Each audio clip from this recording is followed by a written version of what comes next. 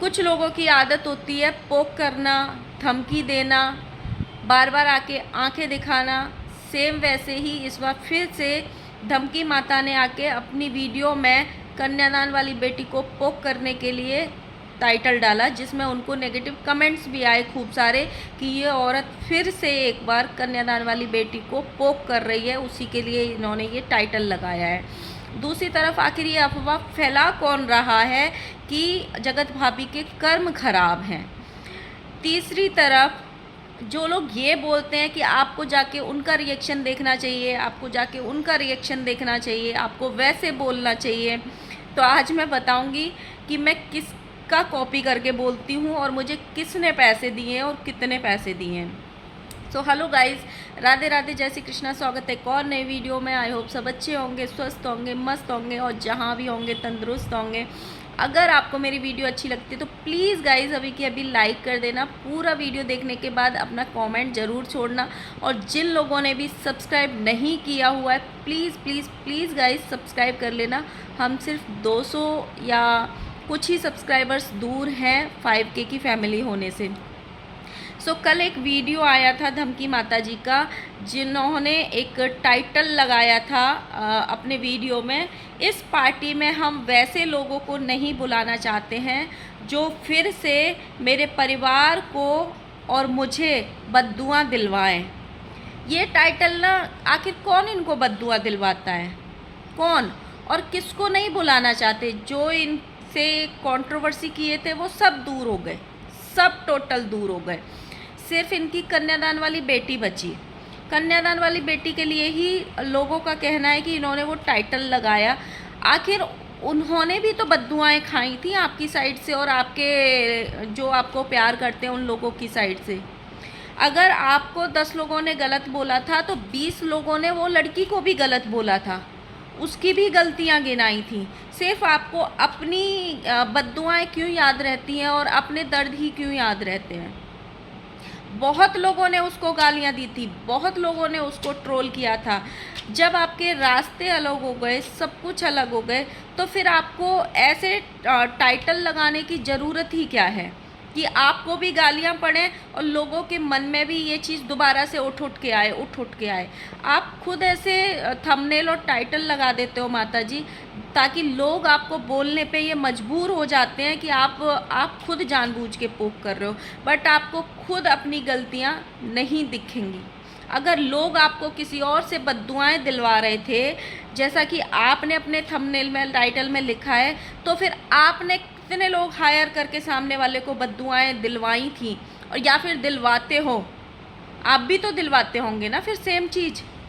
तो आपको भी तो ये समझना पड़ेगा भाई, आप ही सही नहीं हो सकते हो हर जगह। और जब रास्ते अलग हो गए तो आपको पीछे मुड़ के देखना ही नहीं चाहिए। जब लोग आपको समझा रहे हैं कि वो लड़की का नाम मत लो, उसको मत बुलाना, वो आपके लिए अच्छी नहीं है, वो आपके घर में आती है तो कंट्रोवर्सी करा के जाती है, तो आप छोड़ दो, उसको छोड़ दो। अभी तो वो भी आपका नाम नहीं ले रही है, तो आप तो समझदारी दिखाओ। आप तो बड़े हो ना उससे, उम्र में डबल उम्र के हो, डबल से भी ज़्यादा ही होंगे। तो आप तो अपनी तरफ से समझदारी दिखाइए, आप तो अपने थंबनेल को सुधारिए। मैं इनके कुछ कमेंट्स ज़रूर पढ़ती हूँ। एक ने लिखा है कि ये अंशु को फिर से पोक कर रही है, इसलिए ऐसा थंबनेल डाली है। उनके नाम से व्यूज़ कमा रहे हैं, इनके बच्चे इज्जत का कबाड़ा कर दिए, तब गलती नहीं था। उन्होंने हल्का सा कुछ किया तो बहुत हो गया, फिर पोक कर रही है। बनाना आसान है रिश्ता, बट निभाना नहीं है आंटी। एक और आया था इसी में, आंटी आप बार बार कन्यादान वाली बेटी को पोक कर रही हैं, ये गलत बात है। एक और आया था, ये बात सच है कि पैदा करने वाली माँ ही असली माँ होती है, लेकिन बाप अपना हो और वो किसी और को ले आए माँ बना के, तो भी वो सौतेली माँ ही होती है। फिर तुम तो दिखावे के लिए माँ बनी थी। कन्यादान वाली बेटी का किसी जन्म में कर्जा खाई होगी तुमने, जो कन्यादान करना पड़ा। एक और कमेंट आया था, आप माँ तो बन गए आसानी से, बट निभा नहीं पाए। माना गलती थी, बट आप माँ होकर यही कर सकती हो। दूसरे एक और कमेंट था, कन्यादान वाली बेटी को इतना पोक ना करो आंटी कि वो फिर से कुछ आकर बोल देगी तो कहेंगी कि मैंने कन्यादान किया, मैंने कन्यादान किया। एक और कमेंट आया था, क्या कभी आपकी बेटी और बेटे की लड़ाई नहीं हुई थी? जब आपकी छोटे बेटे की लड़ाई हुई थी आपकी बेटी से, तो आपने अपने बड़े बेटे को तुरंत भेजकर अपनी बेटी को अपने पास बुलवा लिया था। जब कन्यादान वाली बेटी के साथ हुई तो उससे रिश्ता ख़त्म कर दिया। इससे पता चलता है कि अपनी माँ होती है। जितने आपके लिए आपके खुद के बेटा और बेटी हैं लड़ाई होती है, तो कन्यादान वाली बेटी कुछ भी नहीं है। अगर जहाँ वो खड़ी है वहीं अगर आज आपकी बेटी खड़ी होती तो आप 100% बुलाती, क्योंकि जो बेटी है बेंगलोर वाली जीजी वो आपकी है। इसीलिए भगवान कभी किसी की माँ मत छीनना। मैं बोलती हूँ कि कन्यादान वाली बेटी पूरी ही गलत है, पर आप तो उसकी सगी माँ है ना, कुछ भी हो जाता आप नहीं छोड़ती। कन्यादान वाली बेटी के लिए मुझे बहुत बुरा लग रहा है। देखो, बुरा लगने वाली कोई बात नहीं है, गलतियाँ दोनों ने की थी, उसकी साइड से भी कुछ गलतियाँ हुई होंगी, बट प्रॉब्लम सिर्फ इतनी सी है, जब आप किसी से रिश्ता तोड़ चुके हो, रास्ते अलग कर चुके हो, तो आपको उसके नाम का थंबनेल लगाने से भी डरना चाहिए या बचना चाहिए। जबकि आपको पता है कि आप जितने आप अपने आप को होशियार समझते हो, आपसे भी ज़्यादा होशियार आपकी नीचे ऑडियंस बैठी है, जिनको आपके पुराने थंबनेल तक भी याद रहते हैं, पुराने कांड तक भी याद रहते हैं, हर बात याद रखती है आपकी ऑडियंस। तो जब आप ऐसे थंबनेल लगाओगे, ऐसे टाइटल अपने वीडियोस में लिखोगे, तो आप गाली खाओगे। फिर आप आंखें दिखाने, धमकी देने, ये सब करने मत आया करो जब आपको यही करके वीडियोस चलाने हैं। आप इतने बड़े हो, सब लोग आपको, कोई आपको माँ बोलता है, कोई आपको आंटी बोलता है, कोई आपको इज्जत देता है, तो आपको तो समझदारी का परिचय देना चाहिए ना। दूसरी तरफ हम बात करते हैं जगत भाभी की। मुझे नहीं पता, अगर आप लोगों को पता हो तो मुझे ज़रूर बताना कि कहाँ पे ऐसे बोला जा रहा है कि जगत भाभी के कर्म खराब हैं। मैंने नहीं सुना पर्सनली, तो ज़रूर कमेंट करना अगर आपको पता हो किसने बोला जगत भाभी के कर्म खराब हैं इसलिए बच्चा नहीं हो रहा। यार थोड़ी सी शर्म कर लो। कुछ लोग बेबी प्लान भी करते हैं 5-5, 6-6 साल बाद। अभी उसकी इतनी उम्र नहीं निकल गई है कि वो कभी बच्चा कर ही नहीं पाएगी। ठीक है, ये बात भी 100% सच है कि ये लोग खुद बच्चे के नाम का थंबनेल डालते हैं बार बार, इसलिए इनको ये ट्रोलिंग मिलती है। ये खुद बार बार डालते हैं कि हमारे घर में सिर्फ बच्चे की कमी है, आज मम्मी पापा ने बच्चे को लेके क्या पूछा, आज क्या हुआ।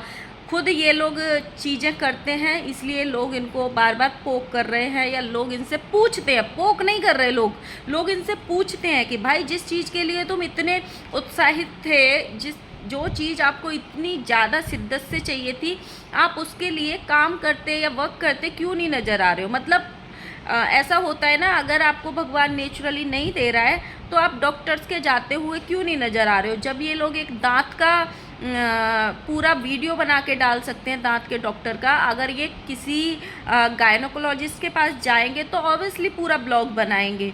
तो लोग इनसे वही पूछना चाहते हैं कि आप जाते हुए नज़र नहीं आ रहे हो, घूमते फिरते हुए नज़र आ रहे हो। बट ये भी सच्चाई है। ठीक है, भगवान के घर देर है अंधेर नहीं है, कोई उसकी उम्र नहीं निकल गई है, आज नहीं तो कल नहीं तो परसों हो जाएगा। इन केस नेचुरली नहीं भी हुआ तो आजकल टेक्नोलॉजी इतनी आगे हो गई है, मेडिकल साइंस इतना आगे बढ़ गया है, इतने सारे ऑप्शंस आ गए हैं अपने पास, टेस्ट ट्यूब बेबी के, IVF के, उससे भी बच्चे हो सकते हैं। और बहुत सारे लोग जानबूझ के भी लेट बेबी प्लान करते हैं। तो इस चीज़ के लिए कर्मों को बीच में मत लाओ। जिनके बीच में हस्बैंड वाइफ में सब कुछ अच्छा होता है, सब कुछ अच्छा होता है, एक दूसरे पे मरते हैं, जान देते हैं, उनको भी भगवान कभी कभी देने में देरी कर देता है।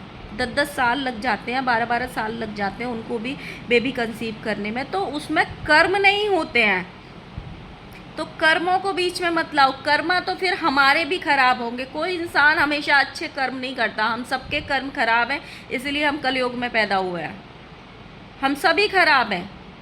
तीसरी तरफ मैं एक बात और बोलना चाहूँगी। मुझे ना कई कमेंट आए हैं कि आपको उसका वीडियो देखना चाहिए, उसकी तरह रिएक्शन देना चाहिए, आपको उसका वीडियो देखना चाहिए, उसकी तरह रिएक्शन देना चाहिए, आपको उसका वीडियो देखना। देखो, जो भी कंट्रोवर्सी हुई, हर इंसान का अलग अलग नज़रिया होता है उस कंट्रोवर्सी को देखने का, इंसानों को परखने का, इंसान को जानने का अपना एक अलग अलग तरीका होता है। कल मुझे एक कमेंट आए थे मेरे वीडियो पे कि आपको राज फैमिली के बारे में बुरा बोलने को कितने पैसे मिले हैं। मैंने राज फैमिली की गलतियां गिनाई हैं, राज फैमिली को गाली नहीं दी। जो अभी वो कर रहे हैं वो गलती गिनाई है, ना कि उनको गालियां दी हैं। मैं हमेशा ये बोलती हूँ, मैंने पिछले 4-5-10 वीडियो में उठा के देख लीजिए, मैं हमेशा ये बोलती हूँ, सबसे पहले इनके फैमिली के थंबनेल सुधरने चाहिए। सबसे पहले इनके फैमिली के थंबनेल सुधरने चाहिए। अगर इनको अपनी इज्जत की इतनी परवाह थी, इतना ही सब कुछ था, तो जो धमकी वाली इनकी वीडियो आई थी इनके साइड से, धमकी माता जी की आई थी कि हम धमकी दे रहे हैं या इसको चेतावनी समझें, हमारे बिना परमिशन के वीडियो ना बनाएं, ये आने से पहले जो लाइव करी थी इनके घर से गंदी वाली, जो इनके छोटे बेटे ने सारे परिवार ने बैठ के करी थी, वो नहीं होनी थी। डायरेक्ट एक्शन ले लेना चाहिए था, तब आप अच्छे माने जाते कि भाई इन्होंने अपना मुंह गंदा नहीं किया, डायरेक्ट एक्शन ले लिया। तो लोगों को चीज़ों को समझने का अपना एक नज़रिया होता है। ज़रूरी नहीं है आपको जो इंसान अच्छा लगे वो मेरे नज़रिए में भी अच्छा हो। मैं दूसरी नज़रिए से देख रही हूँ उसको।